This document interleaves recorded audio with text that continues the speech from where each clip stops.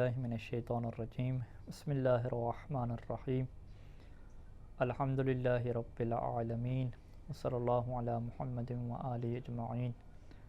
واللعنۃ الدائمۃ علی اعداء محمد وآل محمد اما بعد وفقنا اللہ وإیاکم للعلم والعمل الصالحین انشاءاللہ تعالی۔ گفتگو ہماری امام مہدی علیہ السلام کے متعلق جاری تھی اور سوال نمبر 13 یہ ہے کہ امام علیہ السلام کی غیبت کتنی طولانی ہوگی، یعنی کتنی لمبی جو ہے وہ آپ کی غیبت ہوگی، اور کیسے معلوم ہوگا کہ ابھی امام کا ظہور قریب ہے۔ اس سوال کا جواب یہ ہے کہ بہت ساری روایات اہل بیت علیہ السلام سے یہ بات واضح ہوتی ہے کہ یقیناً غیبت بہت طولانی ہوگی، اور اتنی لمبی غیبت ہوگی کہ روایات میں یہ بات لکھی ہوئی ہے کہ بہت سارے لوگ جو امام زمانہ کی وجود کے اوپر اور ان کے ظہور کے اوپر یقین اور ایمان رکھنے والے ہوں گے، وہ بھی اس غیبت کے اتنا زیادہ لمبا ہونے کی وجہ سے شک میں پڑ جائیں گے اور کہیں گے کہ امام موجود نہیں ہیں، اگر امام ہوتے تو اب تک ظہور فرما چکے ہوتے۔ اور اس غیبت کے زمانے میں مومنین بہت سارے سخت قسم کے امتحانات سے گزریں گے، اور روایات کی تعبیر کے مطابق ان کی چھانٹی ہوگی ایک طرح سے، اور صرف مخلص ایمان والے اور غیب کے اوپر ایمان رکھنے والے اور یقین رکھنے والے مومنین وہی ثابت قدم رہیں گے۔ اور اسی وجہ سے جو ہے وہ اس غیبت کے لمبے ہونے کا یہ فلسفہ بھی ہمیں سمجھ آتا ہے کہ تاکہ بہت سارے مومنین کو اس امتحان سے گزارا جائے اور ان کی ایمان کی مضبوطی کو، غیب کے اوپر ایمان رکھنے کے یقین کو جو ہے وہ پرکھا جائے۔ اور ہمارے پاس جو ہے وہ امام کے ظہور سے پہلے بہت ساری علامات بھی جو ہے وہ ذکر ہوئی ہیں کہ جن علامات سے یہ ہمیں پتہ چل جاتا ہے کہ امام کا ظہور جو ہے وہ اب قریب تر ہے۔ اور یہ جو علامات ہیں یہ دو طرح کی علامات ہیں۔ کچھ جو ہے وہ حتمی علامات ہیں، جس سے ہم یہ کہتے ہیں یقینی علامات، کہ اگر یہ علامات ظاہر ہو گئیں تو پھر ان کے بعد امام کا آنا کیا یقینی ہے، جن کی تعداد کیا بہت تھوڑی ہے۔ اور کچھ جو ہے وہ غیر حتمی علامات ہیں، یعنی جن کے ظاہر ہونے سے یہ ضروری اور لازمی نہیں ہے کہ امام کا ظہور ہو جائے، بلکہ یہ علامتیں جو ہیں وہ ہر دور میں اور موجودہ دور میں بھی جو ہے وقتاً فوقتاً ظاہر ہو رہی ہیں۔ جیسے مثال کے طور پہ ان علامتوں میں سے ایک علامت یہ ہے کہ اس زمانے میں مسلمان جو ہے وہ آپس میں قتل و غارت میں اس طرح سے مشغول ہو جائیں گے کہ جو اس سے پہلے کبھی مصروف نہیں ہوں گے، یعنی مسلمان کا دشمن بن جائے گا۔ اور اسی طرح سے دوسری علامت جو غیر حتمی علامت ہے کہ زمین پہ بہت بڑے بڑے جو ہے وہ زلزلے جو ہے وہ رونما ہوں گے۔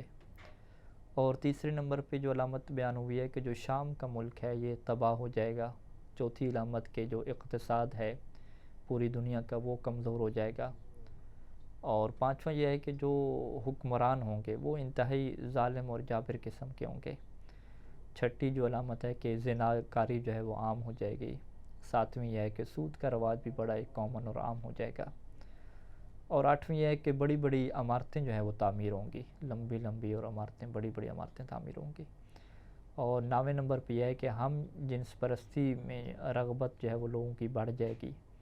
تو یہ جو ہے وہ ان علامات کو کہا جاتا ہے کہ غیر حتمی علامات، اور یہ اب ہم جو ہے وہ اپنے زمانے میں بھی دیکھ رہے ہیں کہ اس طرح کی علامتیں جو ہے وہ ہر ملک کے اندر جو ہے وہ ظاہر ہو رہی ہیں۔ ان کے علاوہ جو ہے وہ حتمی علامات ہیں کہ جن کے بعد جو ہے وہ امام کا ظہور یقینی ہوتا ہے۔ ان میں سے جو پہلی علامت ہے کہ مکہ اور مدینہ کے درمیان ایک موجود مقام جس کا نام بیدا ہے، وہ جگہ جو ہے وہ دھنس جائے گی، زمین کے اندر جو ہے وہ چلی جائے گی۔ اور دوسری علامت یہ ہے کہ مکہ میں رکن و مقام کے درمیان کا جو حصہ ہے وہاں پہ ایک حسنی سید نفس زکیہ ہوں گے، ان کو قتل کر دیا جائے گا۔ اور تیسری جو ہے وہ علامت یہ ہے کہ ایک ہی مہینہ میں 15 تاریخ سے پہلے جو ہے وہ سورج گرہن ہوگا، اور پھر جیسی 15 تاریخ ہوگی اس کے بعد کیا ہے چاند گرہن جو ہے وہ لگے گا۔ یعنی ابھی یہ ممکن نہیں ہے، لیکن ایک حالات ایسے بنیں گے کہ جب جو ہے وہ ایک ہی مہینے کے اندر سورج گرہن اور اسی مہینے کے اندر جو ہے وہ چاند گرہن بھی ہو جائے گا۔ اور چوتھی علامت یہ ہے کہ آسمان سے جو ہے وہ آگ برسے گی، اور پانچویں علامت یہ ہے کہ سفیانی کا جو لشکر ہے وہ آئے گا اور وہ لشکر کشی کرے گا، اور چھٹی جو ہے وہ آسمان سے ایک ندا اور ایک آواز جو ہے وہ بلند ہوگی کہ جس میں امام کا اور امام کے والد کا نام لیا جائے گا، اور کہا جائے گا کہ یہی قائم آل محمد ہیں، تم لوگ ان کی بات سنو اور ان کی اطاعت کرو، اور یہ آواز جو ہے پھر ہر بندہ کے کانوں تک جو ہے پہنچے گی۔ تو یہ ایک بہت بڑی علامت ہوگی کہ ہر کسی کو اس بات کا یقین ہو جائے گا کہ امام کا ظہور ہو چکا ہے،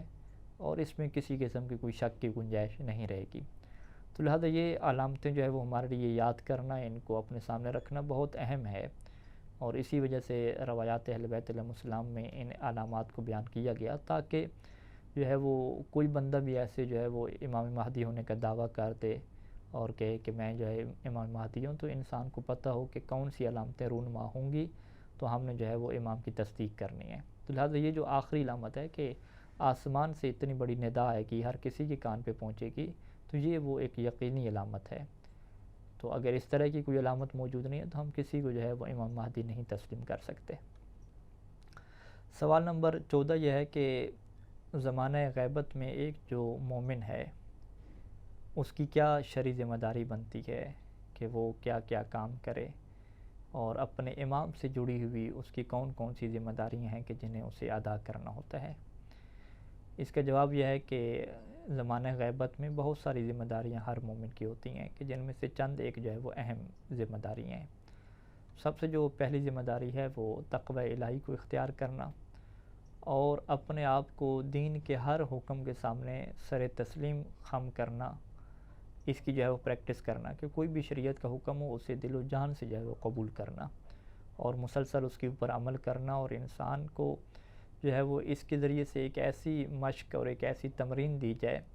کہ وہ شریعت کا جو بھی حکم آتا ہے اسے مان لیتا ہے، اس کے اوپر مسلسل عمل کرتا ہے، کہ اب اس کی یہ عادت ہو چکی ہے کہ اہل بیت علیہ السلام کا کوئی بھی حکم ہو تو وہ اسے مانتا ہے، اس کے اوپر عمل کرتا ہے۔ تو لہٰذا جب امام ظہور فرمائیں گے اور وہ حکم دیں گے اور اپنے ذات کی شریعت کو بیان کریں گے، تو پھر ایسے بندے کے لیے جو ہے وہ یہ کوئی مشکل نہیں ہوگی بات، کیونکہ وہ پہلے سے ہی اس بات کا عادی ہو چکا ہے۔ تو لہٰذا یہ بڑی اہم ذمہ داری ہے کہ ہر مومن اپنے آپ کو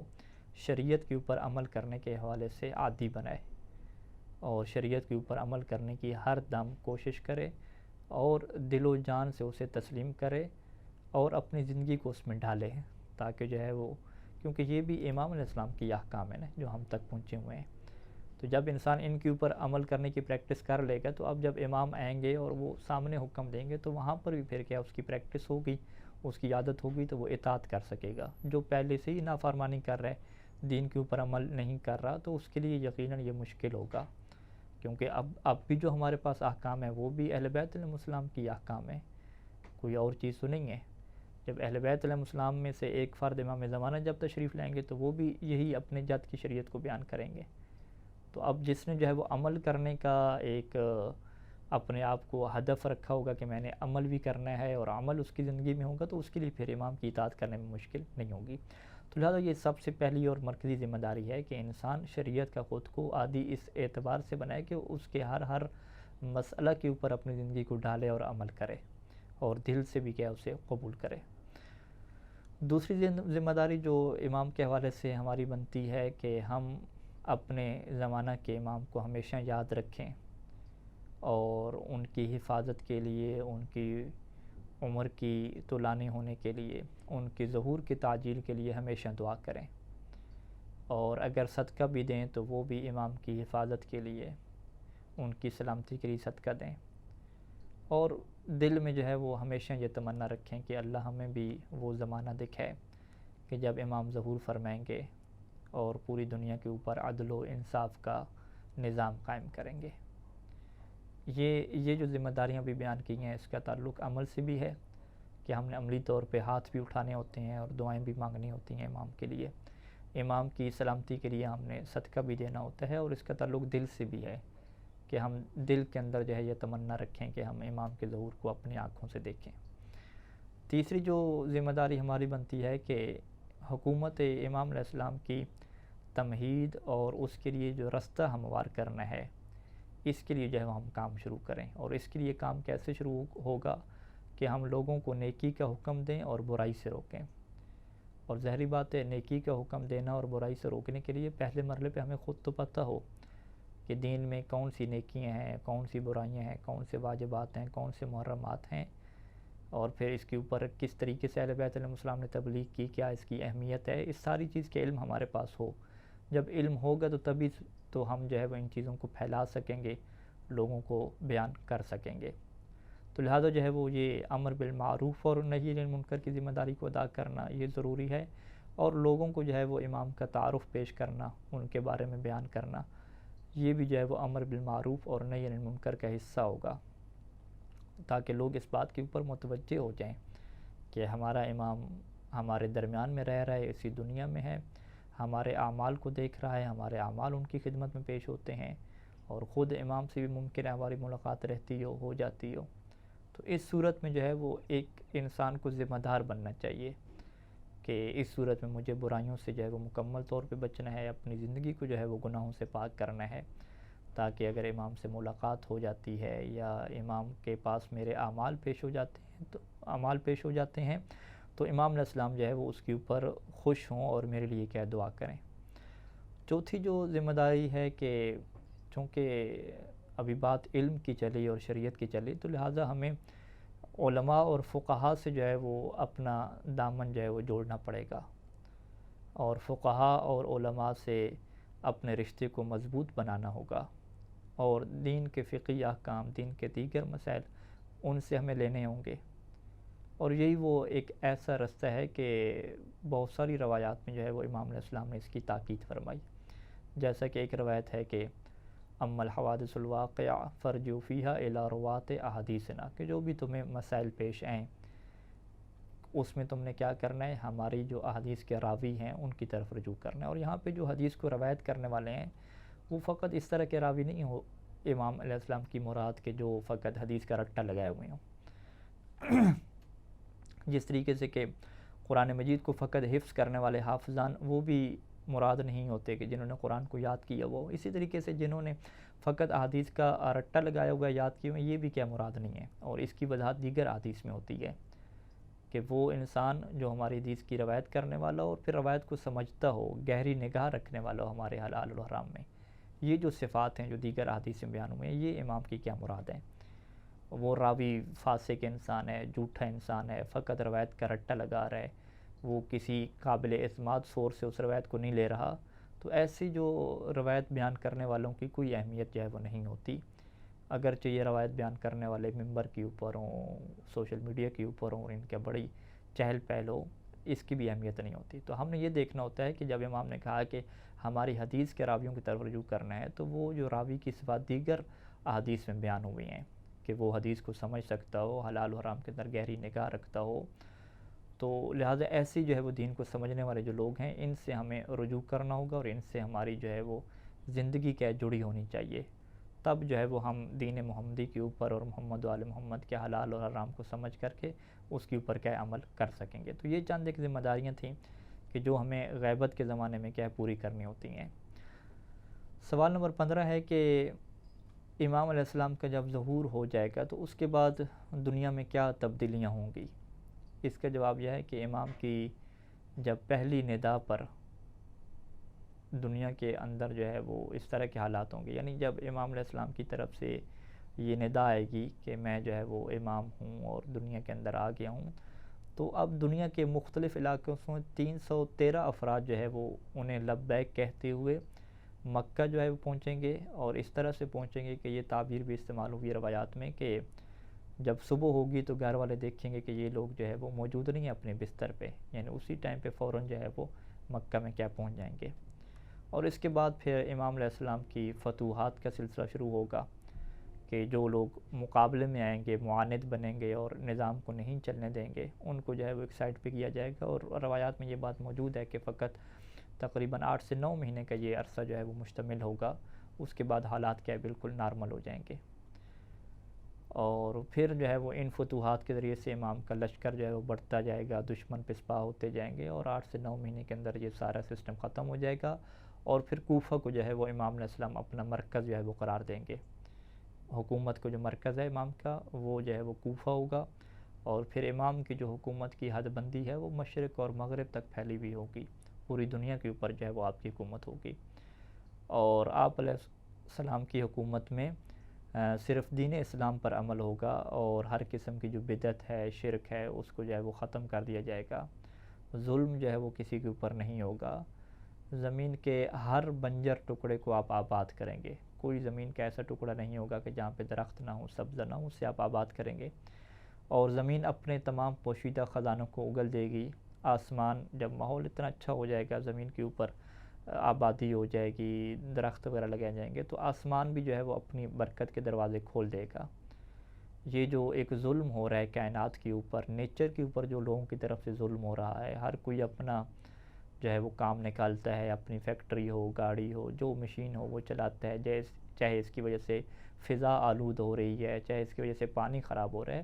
ان ساری چیزوں کو جو ہے وہ ایک منظم ترتیب کے ساتھ بنایا جائے گا، فضا کی اور نیچر کی حفاظت کی جائے گی، اور جو ظلم ہوا نیچر کے اوپر اس کو بھی جو ہے وہ ختم کیا جائے گا۔ اور یہی تعبیر ہے روایات میں کہ جو کائنات ظلم اور جور سے بھر چکی ہوگی، ایک دفعہ پھر یہ عدل و انصاف اس کے اندر کیا ڈال دیا جائے گا، اور یہ اس طرح سے عدل و انصاف سے بھر جائے گی کہ جیسے یہ ظلم اور جبر سے کیا ہے بھر چکی تھی۔ اور نتیجہ میں جو ہے وہ اتنی خوشحالی ہوگی کہ جس سے آج تک جو ہے وہ لوگوں نے کیا اس دنیا میں نہیں دیکھا۔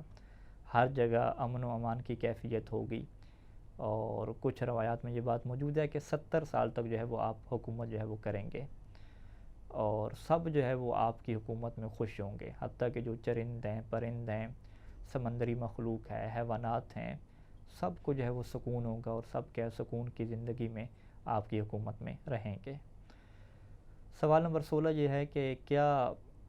زمانہ غیبت میں بھی کسی کو زمانے کے امام سے ملاقات ہو سکتی ہے؟ ابھی غیبت کا زمانہ ہے تو کیا ہماری امام سے ملاقات ہو سکتی ہے؟ تو اس کا آسان اور مختصر جواب یہ ہے کہ وہ والی ملاقات کہ جو چوتھے امام کو جب امام علیہ السلام نے خط لکھا اور کہا کہ آج کے بعد جو ہے وہ تمہارا اور ہمارا رابطہ ختم ہو رہا ہے، اب اس کے بعد جو میرے مشاہدے کا دعویٰ کرے تو وہ والی ملاقات نہیں ہو سکتی، یعنی میرے مشاہدے کا دعویٰ کرے تو تم اسے جھٹلانا۔ یعنی کون سی ملاقات؟ جو نائبین کی ہوتی تھی، جو امام کے سفیروں کی ہوا کرتی تھی، وہ والی ملاقات نہیں ہوگی کہ اب کوئی یہ بندہ دعویٰ کرے کہ میں امام سے ملاقات کرتا ہوں، امام مجھے یہ حکم شرعی بتلا رہے ہیں، لہٰذا میں امام کا جو ہے وہ سفیر ہوں، نمائندہ ہوں، اور امام سے جو ہے وہ یہ حکم پوچھ کے کیا تمہیں بیان کر رہا ہوں۔ اس قسم کا کوئی اگر دعویٰ کرتا ہے تو اسے جھٹلانا جو ہے وہ واجب قرار دیا گیا، یہ خود جو ہے وہ امام نے اس چیز کو کیا بیان فرما دیا۔ تو لہٰذا ہم یہ کہتے ہیں کہ اس طرح کی ملاقات ممکن نہیں ہے کہ باقاعدہ ایک نظام امام کے ساتھ جو ہے وہ بنے، جو ہے وہ دین احکام کو لینے کا خطوط والا ایک نظام بنے جس طرح غیبت صغریٰ میں ہوتا ہے، ایسا نہیں ہے۔ ہاں ویسے امام کی ملاقات ہو سکتی ہے کہ ممکن ہے کہ بعض خاص لوگوں کو کبھی امام کی زیارت نصیب ہو جائے، اور وہ بھی اکثر اوقات میں اس صورت میں ہوتی ہے کہ زیارت کے بعد یہ احساس ہوتا ہے کہ ہاں یہ جس سے میری ملاقات ہوئی ہے وہ تو میرے امام تھے، یہ نشانیاں ان کے اندر موجود تھیں۔ تو اس طرح کے جو ہے وہ بہت سارے واقعات آپ کو مل جائیں گے کہ جس کے اندر یہ جو سفارت والی ملاقات ہے نا کہ باقاعدہ حکم شرعی لے کر اور اسے آگے بیان کرنے والی، یہ والی ملاقات نہیں ہوتی۔ ویسے مشاہدہ ہو گیا، امام کی زیارت ہو گئی، اس طرح کیا ممکن ہے، اور باقاعدہ جو ہے وہ علماء کو ایسی ملاقاتیں ہوئی ہیں، بہت سارے لوگوں نے ایسی ملاقاتیں امام سے کی ہیں، اور بلکہ باقاعدہ جو ہے وہ ہمارے یہاں کتابیں لکھی گئی ہیں کہ امام کی جو رویات، امام کی زیارت کن کن لوگوں کو نصیب ہوئی ہے، اس کے ان لوگوں کے باقاعدہ کے حالات لکھے گئے ہیں۔ تو لہٰذا جو ہے وہ یہ ممکن ہے کہ انسان کی جو ہے امام سے ملاقات ہو، لیکن وہ باقاعدہ امام کا سفیر بن جائے اور امام اسے شرعی احکام بیان کرنا شروع کر دیں، اسے گائیڈ اور رہنمائی دیں اور وہ لوگوں کو آگے رہنمائی دیں، اس طرح کی ملاقات کی امام نے نفی کر دی ہے۔ اور وہ جو روایت ہے اس کے اندر واضح طور پہ کہہ دیا ہے کہ جو بھی اس طرح کا مشاہدہ کا دعویٰ کرتا ہے اس کو تم نے کیا ہے جھٹلا دینا ہے اور اس کی بات کو قبول نہیں کرنا۔ سوال نمبر 17 یہ ہے کہ عقیدہ رجعت سے کیا مراد ہے اور اس کے اوپر دلیل کیا ہے کہ واقعی یہ عقیدہ جو ہے وہ درست ہے۔ سب سے پہلے تو ہم یہ بیان کرتے ہیں کہ رجعت کا جو لفظی معنی ہے وہ انسان کے مر جانے کے بعد دوبارہ اسی دنیا میں واپس آنا ہے، اور مذہب شیعہ کے یہ ضروری عقیدے میں سے ہے عقیدہ رجعت۔ اس سے مراد کیا ہوتی ہے، یعنی عقیدہ کیا ہوتا ہے کہ جب امام زمانہ عجل اللہ فرج شریف ظہور فرمائیں گے تو قیامت سے پہلے بعض انبیاء اور ہمارے بعض ائمہ علیہم السلام اور جو لوگ ایمان لے کر آئے تھے، جن کا ایمان کامل تھا، ان میں سے بعض لوگ ان کو جو ہے وہ اس دنیا میں کیا واپس بھیجا جائے گا. یہ جو ہے وہ اچھے لوگوں کی ایک فہرست ہوگی. اسی طریقے سے جو کافر تھے، منافقین تھے، ان میں سے بھی بعض لوگوں کو جو ہے وہ اسی دنیا میں کیا واپس بھیجا جائے گا. اور جن لوگوں نے انبیاء کے اوپر ظلم کیا، اہل بیت علیہ السلام کے اوپر ظلم کیا، انہیں بھی جو ہے وہ اسی دنیا میں کیا واپس بھیجا جائے گا، اور پھر ان سے جو ہے وہ انتقام لیا جائے گا اسی دنیا کے اندر. اور مومنین جو ہے وہ اس بات کے اوپر بہت خوش ہوں گے کہ جب ان ظالموں کو جو ہے وہ اسی دنیا کے اندر جو ہے وہ سزا دی جائے گی. اور اسی عقیدہ رجت کے اوپر ہمارے پاس بہت سارے دلائل موجود ہیں. قرآن مجید کی آیات، معصومین علیہم السلام کی احادیث اس چیز کو جو ہے وہ بیان کرتی ہیں. قرآن مجید میں اگر سورہ نمل کی 83 نمبر ہم آیت میں چلے جائیں تو وہاں پہ یہ ارشاد ہوتا ہے کہ وَيَوْمَ نَحْشُرُ مِن كُلِّ أُمَّةٍ فَوْجًا مِمَّن يُكَذِّبُ بِآيَاتِنَا، کہ اس دن جب ہم ہر امت میں سے ایک گروہ کو جمع کریں گے اور ان میں سے جو ہماری آیات کو جھٹلاتے ہیں انہیں جو ہے وہ روک دیا جائے گا. اب یہاں پہ جو ہے وہ کہا کہ ہر امت میں سے کچھ گروہ کو جو ہے ہم اٹھائیں گے. ٹھیک ہے، اگر آپ کہیں گے یہ قیامت کی بات ہو رہی ہے تو یہ قیامت کی بات نہیں ہو سکتی، کیونکہ قیامت کے دن ہر امت میں سے کچھ گروہوں کو نہیں اٹھایا جائے گا، بلکہ پوری کی پوری امت، سب لوگوں کو جو ہے محشور کیا جائے گا. ایسا نہیں ہے کہ قیامت ہو جائے، کچھ لوگ قبروں میں پڑے رہیں اور کچھ لوگوں کو جو ہے وہ اٹھایا جائے، ان کا حساب کتاب ہو، یہ چلے نہیں.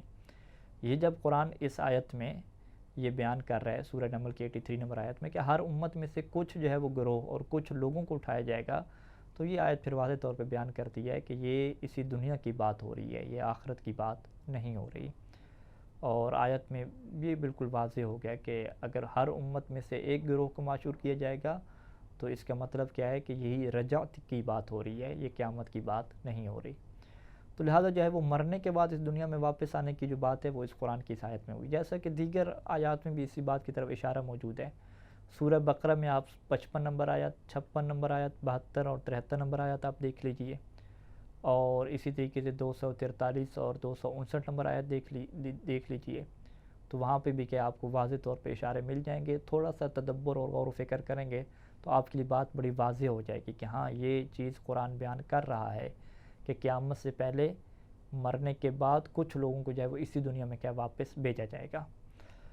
یہ تو قرآن مجید کی آیات ہو گئیں. جہاں تک احادیث کا تعلق ہے تو سینکڑوں احادیث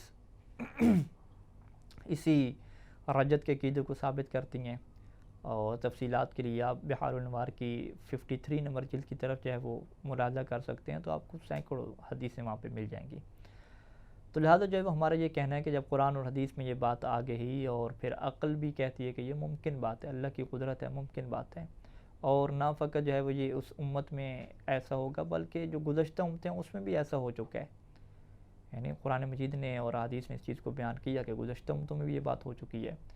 تو پھر اس پر جو ہے وہ ہمارے پاس قرآن و حدیث سے بھی بات آ گئی، تو لہٰذا اس عقیدے کے اوپر پھر ایمان لانا کیا ہو جائے گا، ضروری ہو جائے گا. تو لہٰذا یہ عقیدہ رجعت ہے جو ہمارے جو ہے وہ مذہب کا حصہ ہے، اور ہمیں اس کے اوپر کیا ہے، ایمان رکھتے ہیں. وصلی اللہ علی محمد وآلہ اجمعین. السلام علیکم ورحمۃ اللہ وبرکاتہ.